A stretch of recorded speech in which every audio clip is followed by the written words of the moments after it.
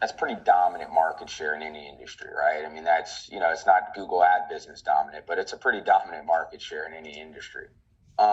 So I look at the U.S. as the U.S. is operating really well right now. You got to monitor it. You want to see what this company does coming out of bankruptcy, if they can start to be a more intense, challenging competitor. But that's a very dominant kind of business that's kind of running very well.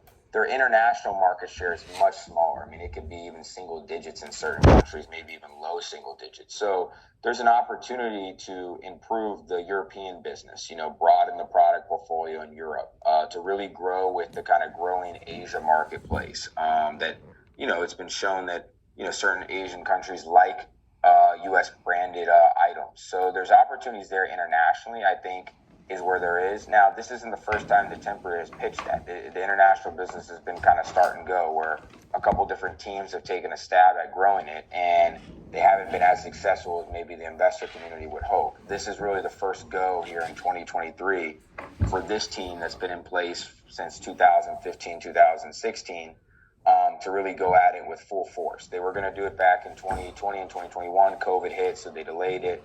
And this is kind of the go about now. So I think that's a big opportunity. In terms of M&A, I think there is maybe some tuck-in opportunities and stuff there. Different type of technology maybe that they could layer into their beds would be interesting. Anything on like heating and cooling could be interesting from an M&A standpoint.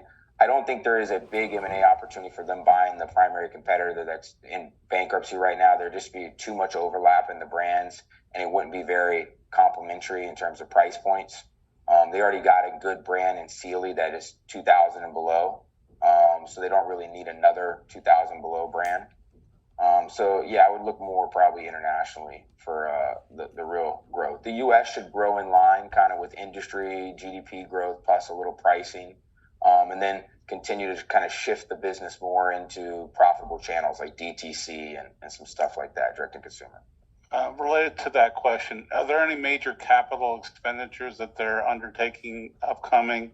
Are they building more capacity to make beds? Are they going into new territories? Is capital a big issue in this company? Yeah, so they're finishing a pretty, the CapEx has been a little elevated the last year and a half or so, 2 years, and they're finishing up a new kind of higher tech a manufacturing facility that should be kind of off the capital budget of by the end of year 1Q.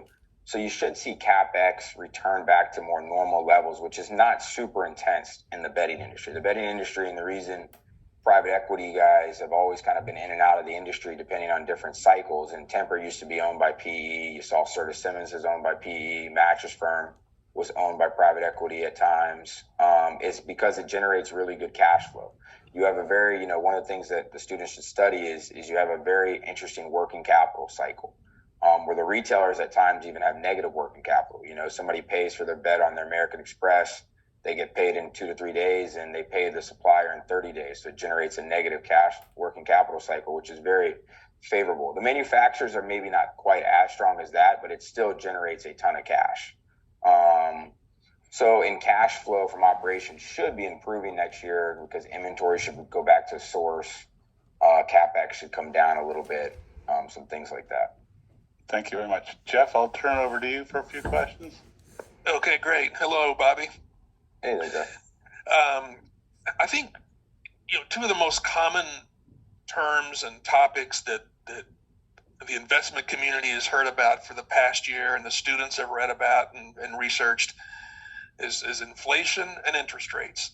Yep. Two topics that's not going to go away anytime soon. So maybe you can just kind of touch on how those two factors come into play here and what it could mean for Tempur when those two factors start to retreat in different directions. Absolutely. So it's a fascinating company that they picked for the students to look at because there is like two different sides of getting pulled here. I mean, like at one thing, there's a lot of favorable stuff inside going for Tempur-Pedic. Raw materials could come down, which has been a big headwind over the last 2 or 3 years. I would go back and look at some of the transcripts. They've given some pretty good color on that, but it's, if the raw material basket was the same today as it was in 2019, their gross profit would probably be 400 basis points higher. So that translates to basically a $200 million hit on EBITDA. On the other side, the macro environment isn't, particularly compelling right now with higher interest rates, slower housing turnover, some things like that. Housing is important for betting. I don't label it as like a primary driver, but it's a good secondary driver. You know, you want people moving houses and moving furniture and things like that. It helps drive, betting sales. Consumer confidence has always kind of been, in my view, the biggest correlator because it's a discretionary purchase. But yeah, so you kind of have two different sides here of it.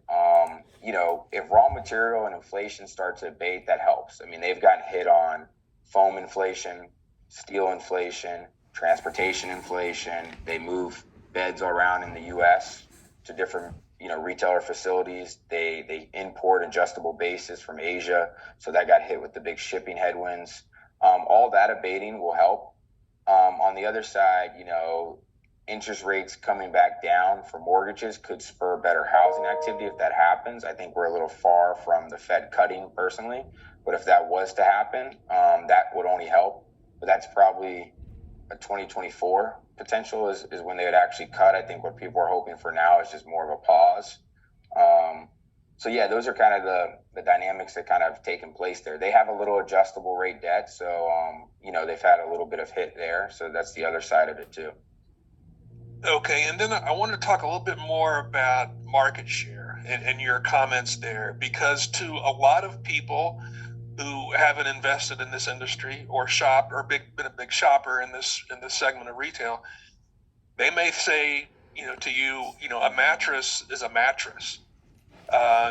So maybe that's not true anymore. Maybe there's some technology that differentiates, but how do they win the competitive game? Is it product quality? Is it marketing and the financial wherewithal, or is it the distribution channels? What makes them, be able to make it work? First is marketing. I mean, marketing, if you go back through all the filings and you sum up the amount that this company has spent on advertising over the last 10, 15 years, you'll see it's in the billions, right? So they've developed, and that even goes back before they bought Sealy in 2013 when they were a standalone Tempur-Pedic business, just the high end. They were spending hundreds of millions a year building a brand. Now, the one thing about Tempur that is unique is if we kind of took a poll here in this room and asked, hey, what bed do you sleep on? Most of us would probably answer something like, well, it's got an S in it. It's a spring bed. It's Simmons, it's Serta, it's Sealy, it's whatever, Sattva, one of the other names.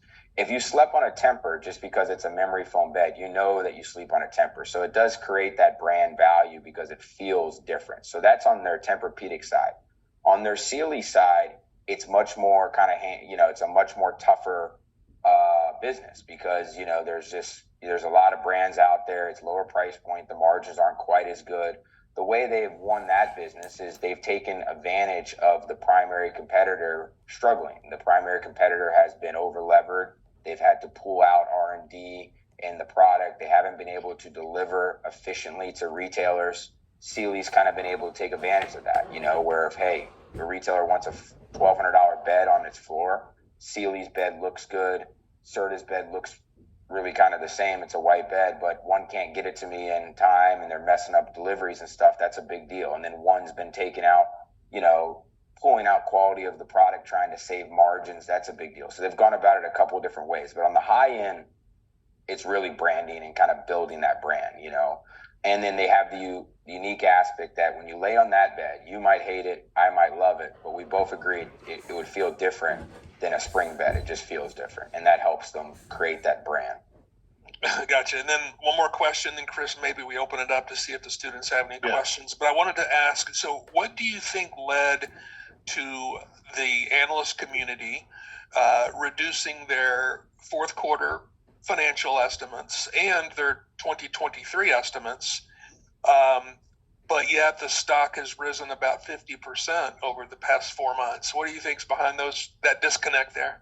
Yeah, I think it's interesting how these things trade. I think it's partly expectations are getting low enough where they seem achievable. So what kind of took place this year is, Tempur started out 2020 or last year. We haven't reported the fourth quarter yet, but Tempur started out 2022 with an expectation to deliver, I think it was at first 10 to 15% sales growth as they were lapping, some price increases and different things like that. And they had an acquisition flowing through where they bought Dreams, right?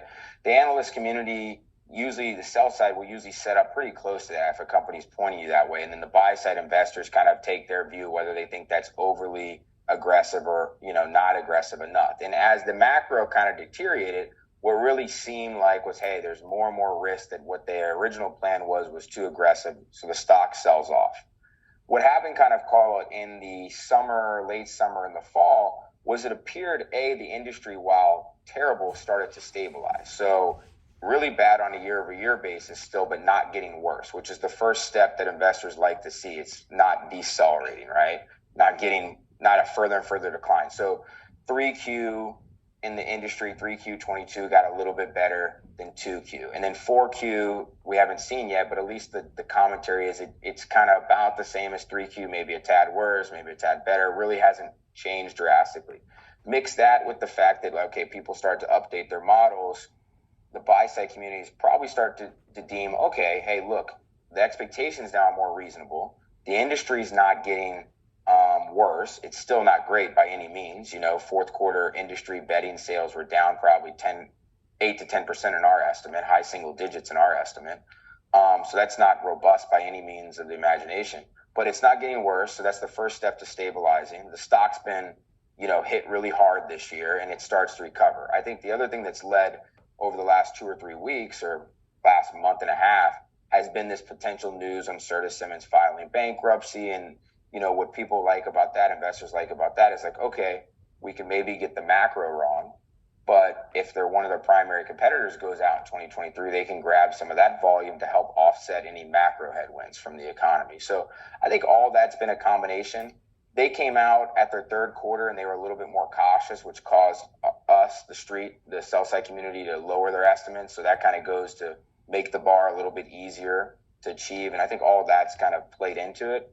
Lastly, you've seen, I think over the last 6 weeks or so, you've seen a little bit of a rotation here. Like you got names like Wayfair up pretty big off the lows and things like that. And I think that's because you're starting to see some data points out there that maybe things, while aren't great, are starting to not get incrementally worse. Like Wayfair said, their December business got a little better. And you're starting to see a lot of the stocks that have been under a lot of pressure, have big moves off the lows. And Temper is probably one of them. Yeah. Great, thanks. All right, I'm going to open it up to the students.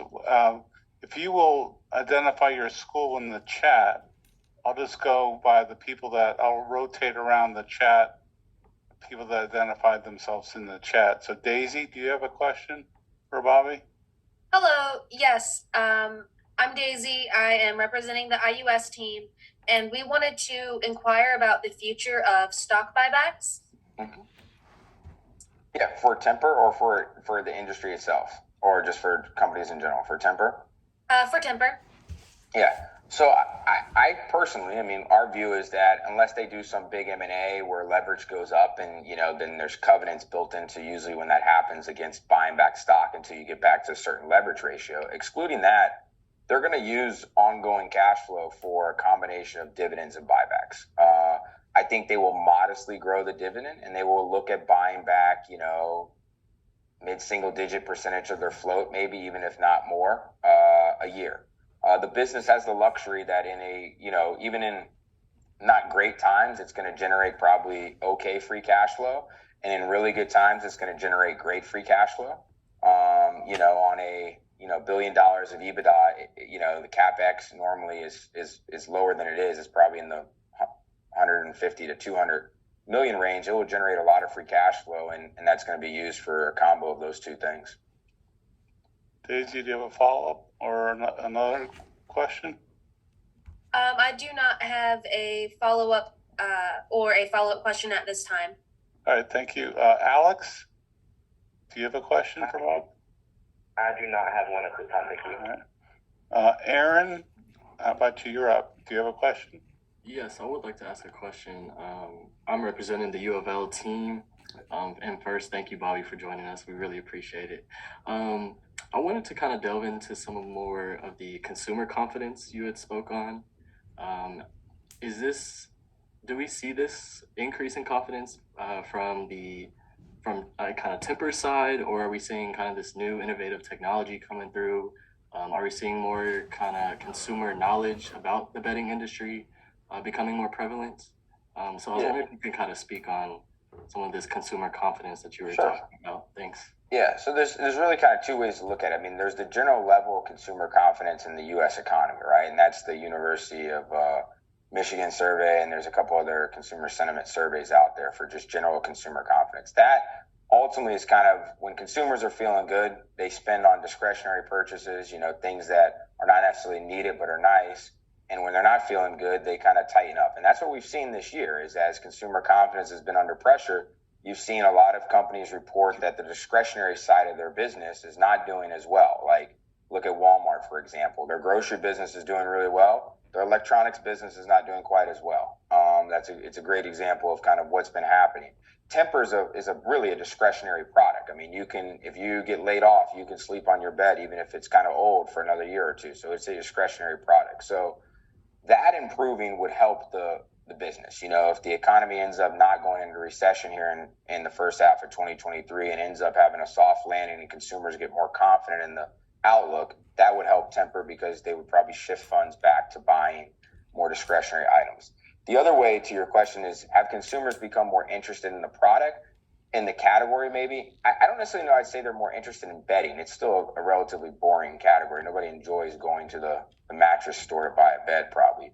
But people are connecting more over the last 5 or 10 years, and it's hard to put data around this, but you can see it kind of in technology, the benefits of good sleep with health, right? So there's more sleep tracking devices out there today. There's things like that weren't around 10 years ago, even when I started covering this name, that does show that consumers, especially higher income consumers that take their health very seriously, are connecting the benefits of getting a good night's sleep with what it means for your long-term health throughout your life.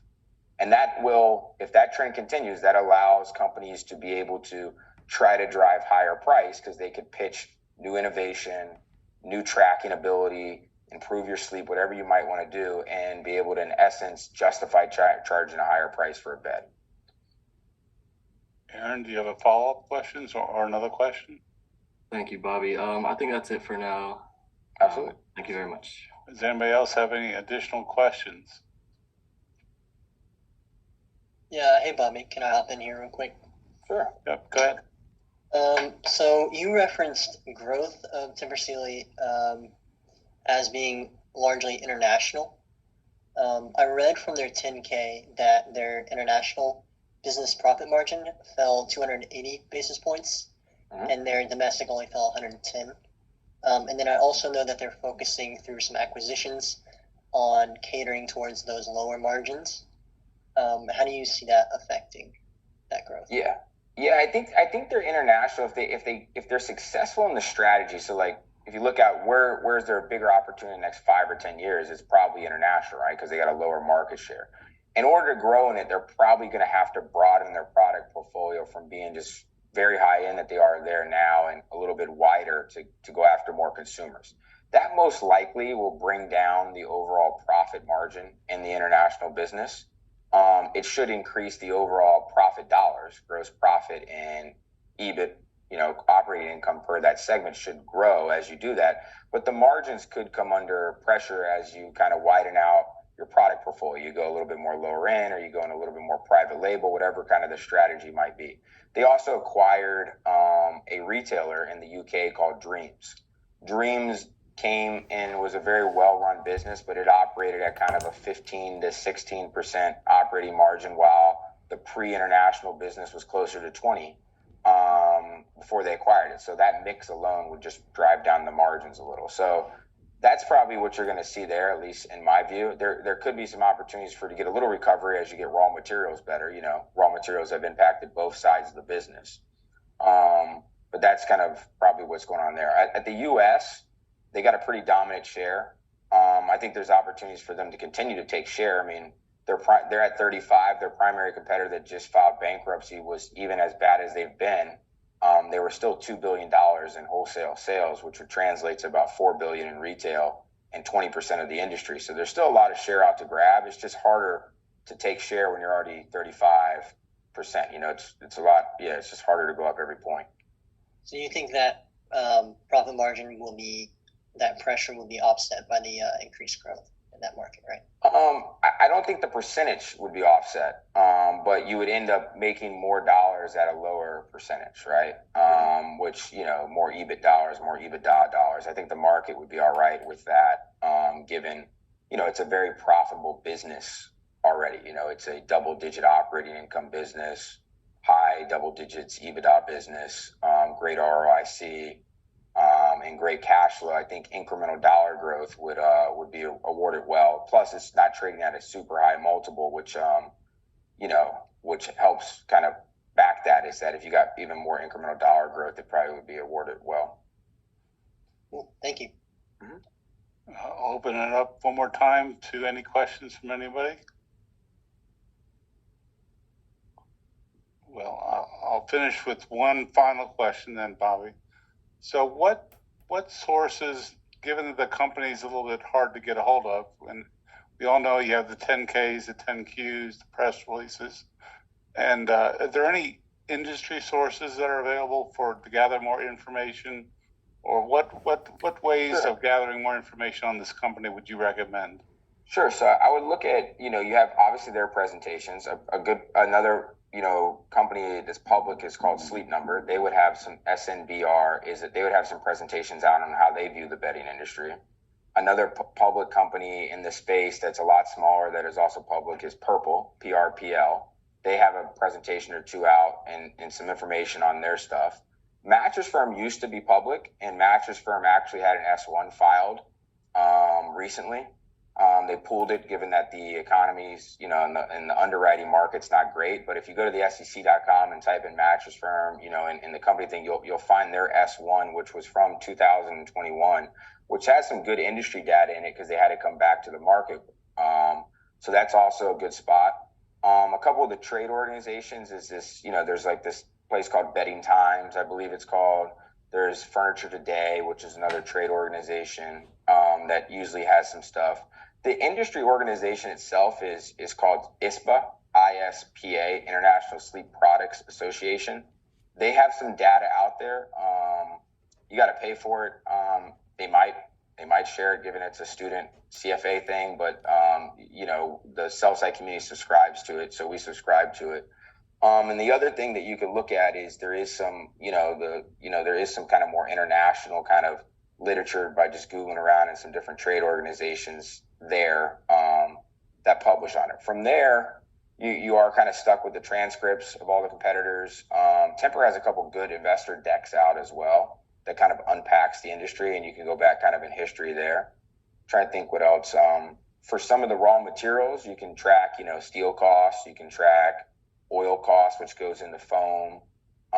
There's some general indexes out there about shipping rates and some things like that, which you can use to kind of, get directional trends or what's happening with the raw material side or their cost side. So yeah, I think those would be kind of the big side of things. From a retail perspective, I would monitor some of the furniture companies. Furniture and bedding are not identical in terms of performance, but you have Restoration Hardware, Williams-Sonoma, Lazy Boy, Ethan Allen, Our House, Wayfair. They're all public companies, so they all have data out there on how they're doing every quarter. Furniture and bedding, while not perfect, are both big discretionary items that are expensive to buy. So like what they're saying about the economy and trends can also help develop kind of a view on what's happening out there in real time. Thank you very much. And for those that don't know, an S1 is an offering circular offering document that may describe it. They're offering stock or bonds or something of that sort. It's like a 10K, pretty much. And you can get those documents, and if you don't know, you can get them on edgar.com. I think it's .com, right? Yep. It's the government. All the filings are listed if you go to Edgar, EDGAR. Bobby, thank you very, very much. It was very informative, and thank you for your time. We've used your 30 to 40 minutes. Yeah, absolutely. No, absolutely. Thank you to all you guys. And as you kind of go through your process, please feel free to reach out. And as you guys get into the, the recruiting circuit, we have a great research associate program here at Raymond James. So please keep us among all the other banks on your interest list. I think we have about 50% of our publishing analysts today came out of the research associate program myself as one of them. So it's a great program. Yeah. Sweet. Okay. Well, thank you very much, Bobby. Absolutely. And I'm sure you guys can share my email with the group, but it's just bobby.griffin@raymondjames.com. Happy to refer people to what direction they need to go on that. Great. Take care, everybody. Thank you. See you. All right. So thanks everybody for participating in that. Good questions from everybody.